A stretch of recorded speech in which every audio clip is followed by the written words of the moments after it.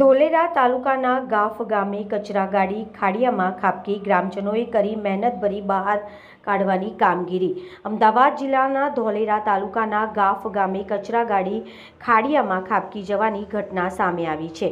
સૂત્રોના જણાવ્યા મુજબ આ કચરા ગાડી છેલ્લા 6 મહિનાથી પડી હતી। પ્રાપ્ત માહિતી અનુસાર ગાફ ગામમાં કચરો લઈને નીકળતી વખતે અચાનક કાબુ ગુમાવતા કચરા ગાડી રોડની સાઈડમાં આવેલા ખાડિયામાં ઉતરી ગઈ હતી।